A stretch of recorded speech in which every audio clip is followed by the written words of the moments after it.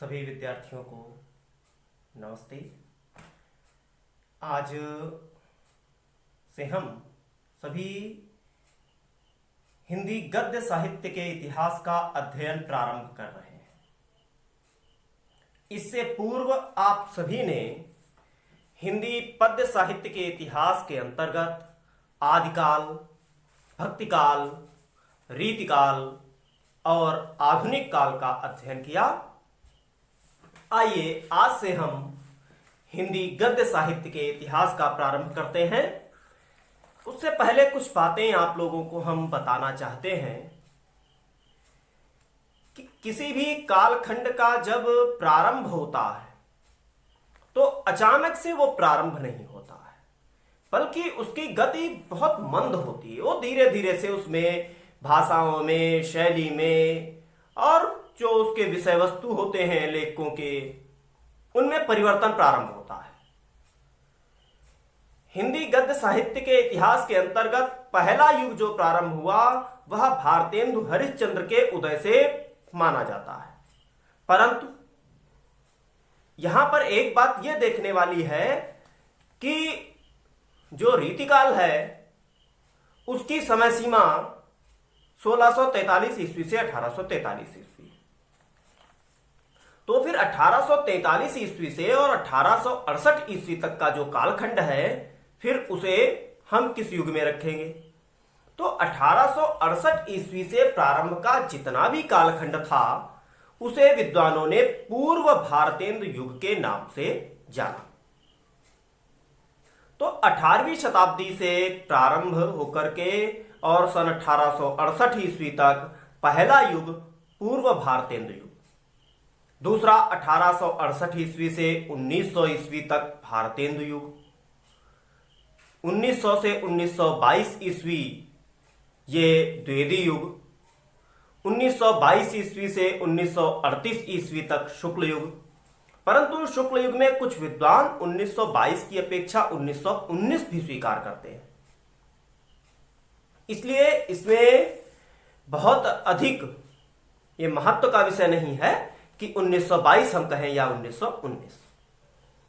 शुक्लोत्तर युग की समय सीमा 1938 ईस्वी से 1947 ईस्वी की मानी गई और 1947 अर्थात स्वतंत्रता के पश्चात का जो युग था वह हिंदी गद्य साहित्य के इतिहास में स्वातंत्रोत्तर युग के नाम से जाना गया।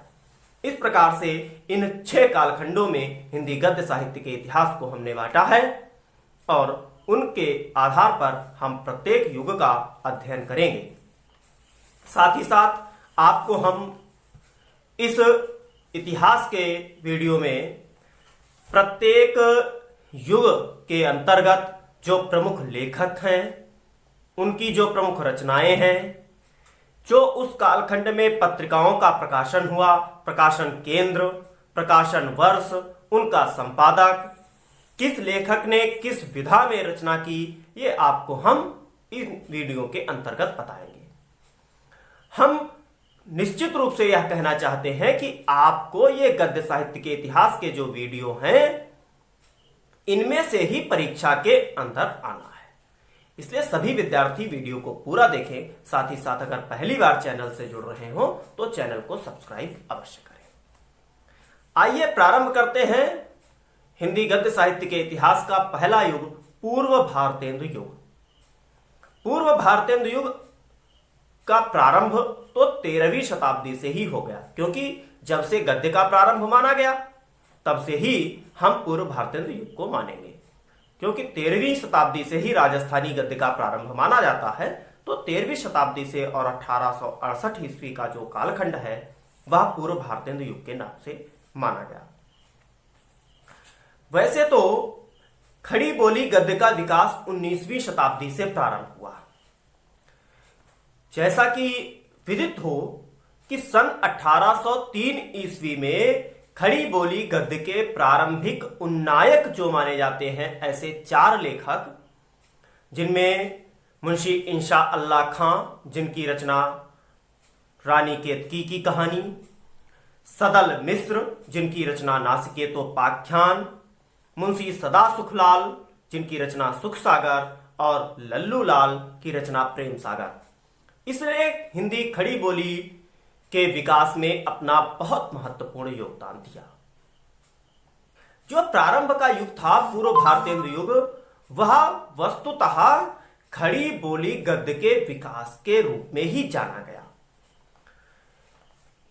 इस युग में जो हिंदी गद्य या खड़ी बोली के विकास में महत्वपूर्ण भूमिका का निर्वहन किया, उसमें कलकत्ता का फोर्ट विलियम कॉलेज, जहां से निकल करके लल्लू लाल और सदल मिश्र जैसे महान रचनाकार खड़ी बोली को इस स्तर तक पहुंचा दिया कि आज संपूर्ण विश्व में हिंदी जानी और समझी जाती है। दूसरा योगदान ईसाई मिशनरियों का भी खड़ी बोली के विकास में रहा, क्योंकि ईसाई पादरियों ने बाइबिल का अंग्रेजी भाषा से हिंदी भाषा में अनुवाद कराया और संपूर्ण भारतवर्ष में उसकी प्रतियां वितरित करवाई, जिससे कि ईसाई धर्म का प्रचार प्रसार किया जा सके। ईसाई मिशनरियों के अतिरिक्त सन 1815 ईस्वी में राजा राम मोहन राय जी ने वेदांत सूत्र नामक ग्रंथ का हिंदी अनुवाद प्रकाशित करवाया। इसके पश्चात हिंदी साहित्य को एक विशेष गति मिली सन 1826 ईस्वी में, जब कानपुर के पंडित युगल किशोर शुक्ल जी ने हिंदी का पहला समाचार पत्र कलकत्ता से प्रकाशित करवाया, जिसका नाम था उदंत मार्तंड। अनेकानेक बार पेपर में आता है कि पहला समाचार पत्र कौन सा था, तो वह था उदंत मार्तंड। इसके पश्चात सन 1829 ईस्वी में बंगदूत नामक समाचार पत्र प्रकाशित हुआ, वह भी कलकत्ता से प्रकाशित हुआ। इस प्रकार से ये बंगदूत और उदंत मार्तंड ने भी हिंदी साहित्य में अपना एक महत्वपूर्ण योगदान दिया। इन सभी पत्रों के अतिरिक्त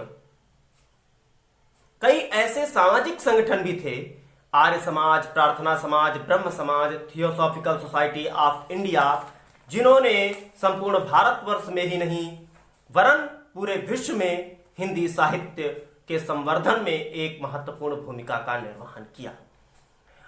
किस प्रकार से कितने भागों में हिंदी साहित्य का संवर्धन हुआ है, किस कालखंड में हुआ है, इसके बारे में हम कुछ चर्चा करते हैं 4 बिंदुओं को लेकर के।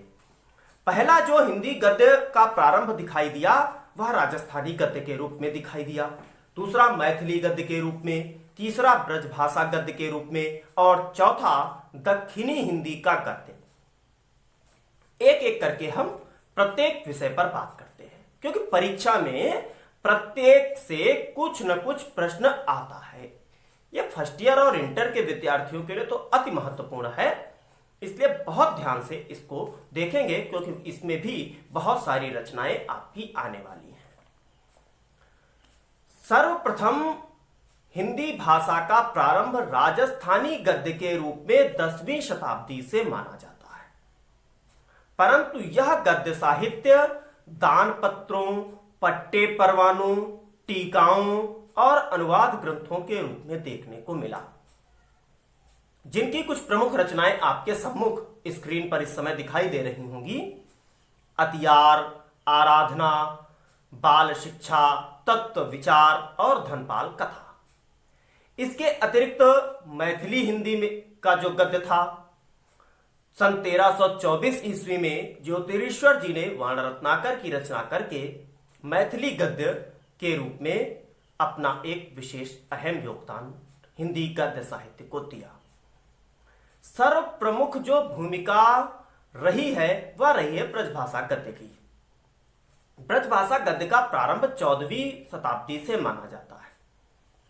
सन 1513 ईस्वी में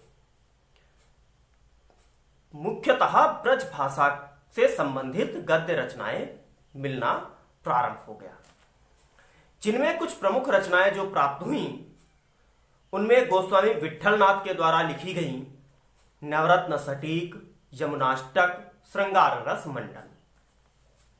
चतुर्भुज दास जी ने जो लिखा षड्ऋतु वार्ता, गोकुलनाथ जी की अति महत्वपूर्ण रचनाएं 84 वैष्णवन की वार्ता और 252 वैष्णवन की वार्ता, ये हाई स्कूल के विद्यार्थियों के लिए भी बोर्ड परीक्षा के निमित्त अति महत्वपूर्ण है।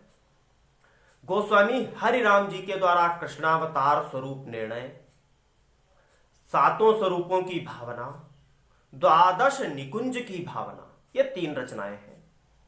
नाभादास जी ने अष्टयाम की रचना की, बैकुंठमणि शुक्ल जी ने अगहन महात्म्य, वैशाख महात्म्य और लल्लू लाल जी ने माधव विलास जैसी रचनाओं को करके ब्रज भाषा के रूप में हिंदी गद्य के संवर्धन में महत्वपूर्ण योगदान दिया। अंत में हम देखते हैं कि दक्षिणी में हिंदी गद्य का विकास किन रचनाओं के माध्यम से मिलता है।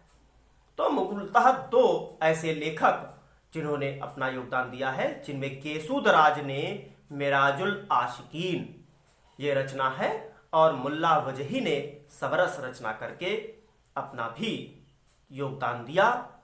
इस प्रकार से राजस्थानी, मैथिली, ब्रजभाषा और दक्षिणी हिंदी का गद्य हिंदी गद्य साहित्य के इतिहास में एक महत्वपूर्ण भूमिका के रूप में प्रकाश में आया है। इस प्रकार से देखने में यह आया कि सन 1868 ईस्वी तक, यानी भारतेंदु की रचनाओं तक खड़ी बोली का प्रचार प्रसार उत्तर भारत में पंजाब से लेकर बंगाल तक विस्तृत हो गया था। यह पूर्व भारतेंदु युग से संबंधित रचनाएं, उनके रचनाकार और उस कालखंड के बारे में आपके सामने विस्तार से हमने कुछ विषय रखे हैं।